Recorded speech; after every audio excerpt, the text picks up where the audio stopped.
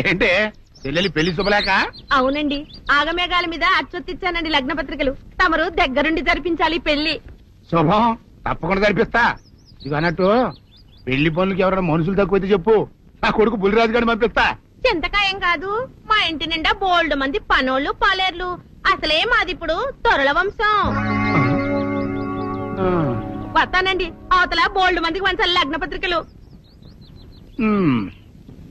సెంతకాయలు అమ్ముకునేదానికి సిరిమాలత్యం పడితే సెంతకాయని చూసి సి వంకర టెంకరగా ఉంది, ఇదేం కాయా అని అడిగిందంట. అట్టుంది దీని కథ. డాడీ, ఏంట్రా? ఇది విషం, ఇది కిరసనాయలు, ఇది తాడు. అర్జెంట్ గా చచ్చిపోవాలంటే ఈ మూడిట్లో ఏది బెటర్ చెప్పు డాడీ. ఈ ఇసం తాగి ఈ కిరసనాయలు మీద వేసుకుని ఈ తాడు ఊరేసుకుని అగ్గిపూల లపక్కన వెలిగించుకున్నారనుకో, టపక్కన ఎగిరిపోతారా. అవును, ఎంతకీ ఈ ఏర్పాట్లన్నీ ఎవరి సాగు కోసమో? నేనే ఆత్మహత్య చేసుకుందాం అనుకుంటున్నాను. నా బావి పేసినంట, నువ్వు బతికొండంగానే నీ ముఖం పగలు చూస్తే రేత్రి కల్లోకి వస్తుంది. అట్టానికి నువ్వు సచ్చి దెయ్యమయ్యావనుకో, దెయ్యాలు కూడా బెదిరి సస్తాయి. నువ్వు సచ్చకరా. చచ్చుతా. సచ్చకరా. నేను చచ్చుతా. అయినా అంత అర్జెంట్ గా సత్తాల్సిన కారణం నీకేంట్రా ఇప్పుడు? ఎందుక, నేను ఆ పిల్లని లవ్ చేశా. ఆ పిల్లను నేను పెళ్లి చేసుకుంటానంటే నువ్వు నో అంటావు. నేను నీ మాట వినను అంటే ఆ ఆస్తి కవర్ ఎవరికైనా ఇచ్చేస్తాను అంటావు. నువ్వు ఇచ్చేసే ఆస్తి కవర్ కంటే నేను ఇచ్చేసిన మనసే నాకు ముఖ్యం. అందుకే నేను చచ్చుతా. అదే విషయం. ఓరు నా బొగ్గుకొండ, నువ్వు ప్రెసిడెంట్ అవడం నాకు కావాలి గాని పేడెత్తుకునే అమ్మాయిని తీసుకొచ్చి నానా నేను దీన్ని ప్రేమించాను అని చెప్పు, నేను చేయకపోతాను. అవును, ఎంతకే ఎవరమ్మాయి? ఒకటే అట్లా సిగ్గుపడబాకరా, చాలా సండాలంగా ఉంది. ఎవరో చెప్పు. అది అది జానకమ్మ. ఏంటి జానకమ్మ? అమ్మా, నీ గని పిచ్చిగా నెక్కిందంట్రా. నా వయసావిని నువ్వు ప్రేమించటమేట్రా? జానకమ్మ కాదు డాడీ, ఆవిడ మనవరాలు సౌందర్యను ఆవిడ మనవరాలా? నా ఎదుకల్లో నా బొగ్గుకొండ కదే. రే, జానకమ్మ గారితో ఇయ్యమందడం అంటే నేను మాత్రం కాదంటని చెప్పు. వెంటనే వెళ్ళి వాళ్ళతో మాట్లాడి ఆ ముఖరథం పెట్టించుకొస్తా. అబ్బా, కింద ఒత్తులు తీసేసి ప్రాణాలు తీసేస్తున్నావు డాడీ. ముఖరథం కాదు డాడీ, ముహూర్తము. ముహూర్తము అదేలా ముఖరథము, అదే పెట్టించుకొస్తా. డాడీ, నేను ఇంకో డాడీ కాకుండా నీకే పుట్టినందుకు నాకు పిచ్చి హ్యాపీగా ఉంది డాడీ. ఆనందమానందమాయనే ఈ అందగాడు పెళ్లి కొడుకాయనే. తాతబ్బాయి గారు, ఈ శుభ సమయంలో మీకు విషయం చెప్పాలండి. మా బుల్లిరాజు గారు పుట్టినప్పుడు నా గురించి డాడీ చెప్పు చెప్పు. మా బుల్లిరాజు గారు పుట్టినప్పుడు మా ఆవిడికి పురుడు పోసిన మంత్రసాని చూసి పుట్టింది పంది పిల్లేమో అనుకుని అని అడిచి ముడిచిపోయిందండి. డాడీ, ఇప్పుడు ఎవరినెందుకు? ఊరుకోవా, మన జీవితాల్లో గొప్ప ఈ చిత్రాలు జరిగినప్పుడు 10 మందికి చెప్పుకోవాలా. ఇప్పుడు మంత్రసాని మూర్చిపోయింది కదండి. ఇకపోతే మా ఆవిడ ఎట్టండి సేపుల్లే నా కొడుకుని కన్నానని బెంగపడి పురిటి స్థానం అవ్వకముందే చచ్చిపోయిందండి. డాడీ, నేను నీ కడుపున పుట్టపట్ట కదా నాకు ఈ ఫేస్ వచ్చింది. నేను ఇంకొక నాన్నకు పుట్టిన అందంగా నన్ను పుట్టుండేవాడిని. ఇక చూడు, కాకి పిల్ల కాకి ముద్దురా. నీ మొహం ఎప్పుడు నాకు ముద్దొస్తూనే ఉంటుందిరా కన్నా. ఇకపోతే మా ఆవిడ చచ్చిపోయింది కదండి. ఈయన్ని ఎత్తుకోవడానికి వచ్చిన పని పిల్లలండి ఈయన చూసి దడుచుకుని పరుగో పారిపోయేవారండి. అసలు ఈడికి ఈ జన్మలో పెళ్ళవుద్దా అని నేను ఆడవని రోజు లేదనుకోండి. అట్లాంటిది మా బుల్లిరాజు గారికి మీ అమ్మాయితో పెళ్లి కుదరటం నిజంగా మా అదృష్టం కదండి. ఎంత మాట, మీలాంటి వారితో వీయమంతరం మా అదృష్టం. అలాగే అంత మాట్లాడతారు. పొంతులు గారు మొకరథం పెట్టేయండి. అయ్యా, ఈనాటికి సరిగ్గా 4వ రోజుకు ఓ మంచి దివ్యమైన ముహూర్తం ఉంది. అయితే అదే కాయ చేసేయండి. ఏంటండి అట్లాగే? ఏమనే, మా ఓడికి పెళ్లి ఖాయమైతే మా నూరు దేవాలయంలో దేవుడికి అభిషేకం చేయిస్తానని మొక్కుకున్నానంటే ఆ అభిషేకం ఇలా జరిపిస్తున్నాను. మీరందరూ పెళ్లి కూతురు తీసుకుని తప్పకుండా రావాలి. అమ్మో జానకమ్మా, నువ్వు కూడా తప్పకుండా రావాలి. ఎంత మాట, తప్పకుండా వస్తాను. తగినమ్మా, వస్తానండి. వస్తానండి. పల్నాటి నాగమ్మ లెవెల్లో పథకాలేసి ఈ పెళ్లిని తెరగొడదామని చూసావు. అది తెలుసుకోలేనంత ఎదవని కాదు నేను. మీ అందరికీ తెల్లారదాకా టైం ఇస్తున్నా. నా కొడుకుని ఎక్కడ దాచారో చెప్పకపోతే మీ అందరి బతుకులు తెల్లారిపోతాయి. నిజంగా బుల్రాజు మాకు తెలియదండి. నేను ఇంకేమీ దలుచుకోలేదు. మీకు ఇచ్చిన గడువు లోపల మీరు నిజం చెప్పాలి. అదే నేను వినాలి అంతే.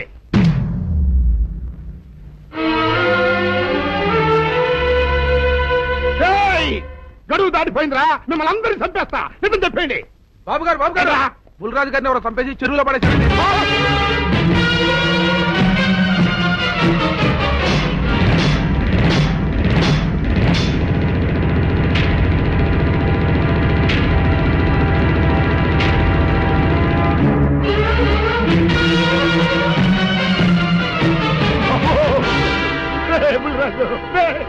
ధర్మానికి మారుపేరైన మీ కన్న కొడుకు మీద ఎవరు పగ పెంచుకున్నారో గాని మొహం నామరూపాలు లేకుండా చెక్కేశారు బా. నిన్ను ఊరి ప్రెసిడెంట్ చేద్దాం కదా అని ఎన్ని కలలు కన్నానరా. అప్పుడే నీకు నూరేళ్ళు నిండిపోయినాయంట్రా. బుల్రాజు వచ్చారండి పెద్దగారు. రండి చూడండి, ఈ ఘోరం చూడండి. పెద్ద మనుషులు అనుకున్న వాళ్ళందరూ కలిసి పన్నాగం పన్ని నా బిడ్డను పొట్టను పెట్టుకున్నారండి. నా బిడ్డ సాగు కారణమైన వాళ్ళు ఎవ్వరూ బతికి బట్ట కట్టడానికి లేదండి. ముఖ్యంగా ఈడనండి, మీ ఆవేశాన్ని కాస్త తగ్గించుకోండి. అసలు మీ అబ్బాయిని ఇతనే చంపాడడానికి సాక్ష్యం ఏమిటి? ఆశ్చర్యం ఏంటండి, ఈడో పిల్లలు ప్రేమించాడంట.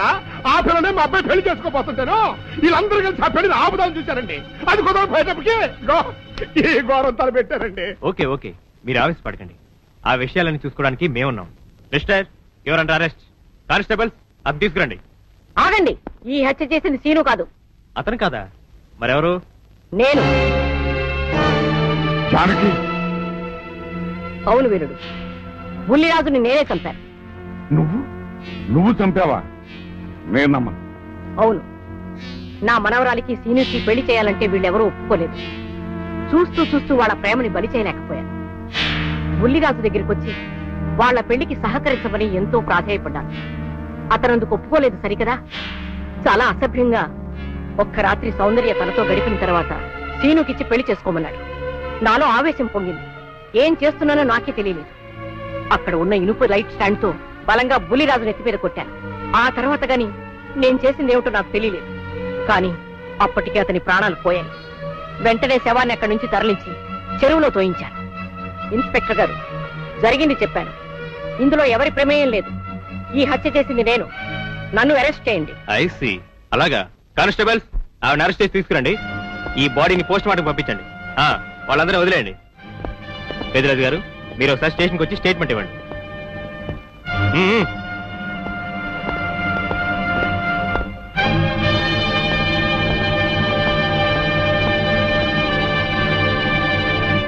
చెప్పు జానకి, ఏం చేయాలో చెప్పు. నా మెళ్ళో ఉరితాడు పడేలోగా నా మనవరాలి మెళ్ళో నీ మనవడు పసుపుతాడు కట్టాలి. అలాంటి మాట్లాడక జానకి, నేను భరించలేను. నీకేమీ కాదు, పట్నం వెళ్ళి మంచి లాయర్ని మాట్లాడతాను. ఎలాగైనా సరే నిన్ను బయటికి తీసుకొస్తాను. నువ్వు నన్ను కాపాడే ప్రయత్నం చేస్తే నీ మనవడు ఉరికమ్మ ఎక్కుతాడు. ఏమిటో అనేది? ఈ హత్య నేను చేయలేదు. మరి సౌందర్యని పెళ్లి చేసుకుంటే నిన్ను చంపేస్తానని బుల్లిరాజుని గుడిలో బెదిరించాడు కూడా సీను. ఈ పరిస్థితిలో సీనుని అరెస్ట్ చేస్తే సాక్ష్యాలన్నీ అతన్నే హంతకుడిగా నిరూపిస్తాయి. సీనుకి శిక్ష పడితే నా మనవరాలి గుండె పగిలిపోతుంది. అందుకే ఆ జంట దూరం కాకూడదని ఈ హత్య నేనే చేశానని నేరం నా మీద వేసుకున్నాను. జానకి, నా మనమని బతికించడం కోసం నువ్వు ఉరికమ్మ ఎక్కుతావా? లేదు వీరు, నీ మనవని బ్రతికించడం కోసమే కాదు, ప్రేమని బ్రతికించడం కోసం, ప్రేమికుల్ని కలపడం కోసం. జానకి, మనుషులు శాశ్వతం కాదు వీరు, ప్రేమ ఒక్కటే శాశ్వతం. మన ప్రాణాలిచ్చైనా ప్రేమని బ్రతికించాలి, వాడిని దంపతులు చెయ్యాలి. అది నా కోరిక. చేస్తావు కదూ?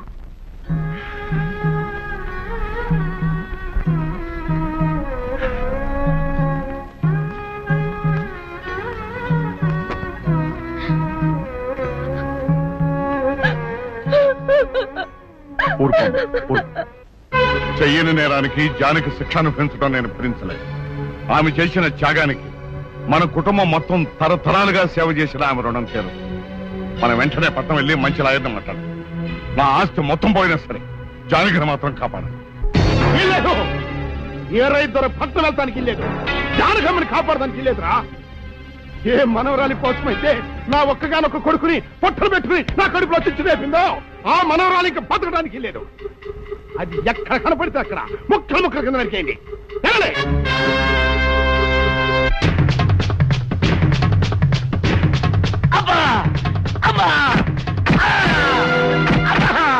అభం శుభం తెలియని నా చెల్లిని పెళ్లి చేసుకుంటాను నమ్మించి మోసం చేస్తావా? ఒరేయ్, నువ్వు వేరే పెళ్లి చేసుకుంటావు తెలిసి కూడా నీకు ఏ అపకారం తలపెట్టకుండా తను ఆత్మహత్య చేసుకోబోయిందిరా నా చెల్లెలు. అలాంటి మంచి పిల్లకి ద్రోహం చేయడాన్ని మనసల వచ్చిందిరా.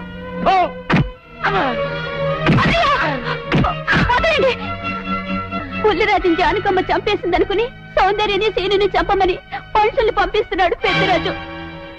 ఇప్పుడు ఈయన బ్రతుకున్న విషయం తెలియకపోతే సౌందర్యని సీనుని వాళ్ళు ఖచ్చితంగా చంపేస్తారు. వాళ్ళు పోతే జానకమ్మ వేరే ధర బ్రతకలేరన్నయ్య.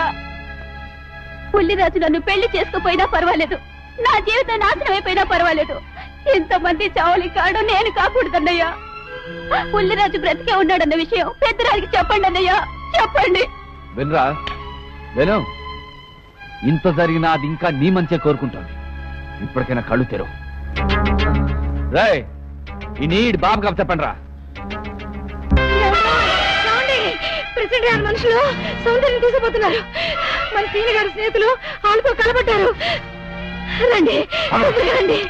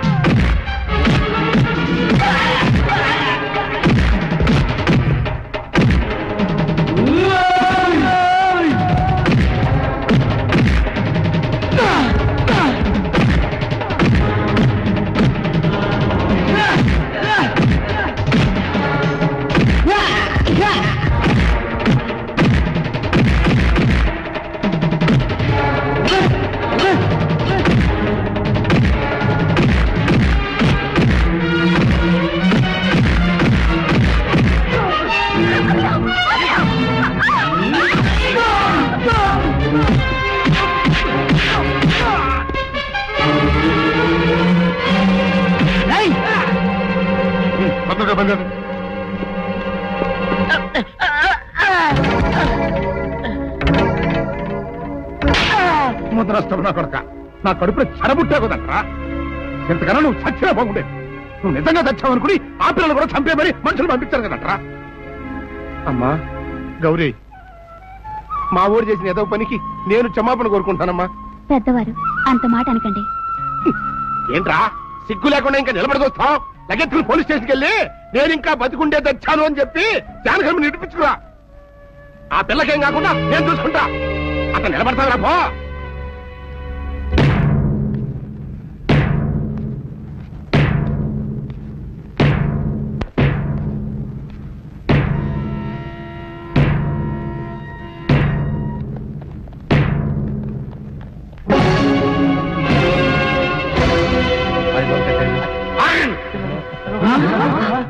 అడుగు ముందుకు వేశారో తలకాయలు పుచ్చకాయలా ఎగిరిపోతాయి. బాబు మీరు ఇక్కడే ఉన్నాడు, వాళ్ళ అంతు చూస్తాను. ఒరే పెద్దిరాజు, నీ బలగాన్ని వెంటేసుకొస్తే నేను బెదిరిపోయి నా మనవన్నే మనవరాలు నీకు అప్పగిస్తాననుకున్నావురా? ఎరగరా ఆవేశం తగ్గించే కాస్త నేను చెప్పేది ఇరవయా. దమ్ములుంటే మగాడు అన్నవాడు ముందుకు రండిరా. ఈ వేరేదర సత్తాయిటో చూపిస్తాను. ఇప్పించుకోండి బాబు. పలికా పడేస్తాం పలకాలు ఎగిరిపోతాయి.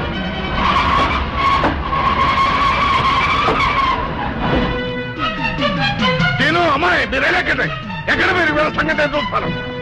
తాతయ్య మరి నువ్వు ఎక్కడే తాతయ్య పెద్దరాజు పలకా ఎగిరిపోతుంది. ఎక్కడెక్కడ వస్తున్నారు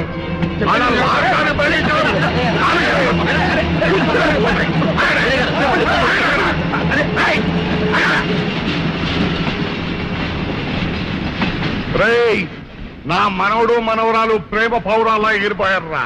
వాళ్ళ పెళ్లి ఎవడాపుతాడో ఇప్పుడు ఆపండిరా. వీరుడు నేనే వాడిని దింపేశాను. వీరుడు నీకిచ్చిన మాటను కనీసం ఇప్పుడైనా నిలబెట్టుకుందాం అనుకుంటే ఎందుకు దించావు జానకి? బుల్లిరాజు బ్రతికినాడు తాతయ్య. బుద్ధిరాజు బతికే ఉన్నాడా? అదిగో నిక్షేపంలా ఉన్నాడు మా అల్లుడు గారు. బుద్ధిరాజు నీ అల్లుడా? అవును వీరయ్యా, మా ఊరు పెళ్లి చేసుకోవాల్సింది జానకమ్మ గారి మనవరాలి కాదు, ఈ పంతులు గారి కూతుర్ని. విద్యార్థి వస్తేనేమో నువ్వేమో ఖర్చు కూర్చుని ఎవరేం మాట్లాడుతారో నాకు అర్థం చేస్తాక అయితే త్వరగా వెళ్దారండి. అందరం కలిసి పెళ్లి ఏర్పాట్లు అక్కడే చేద్దాం. ఈ కథ పరేస్తాంలే.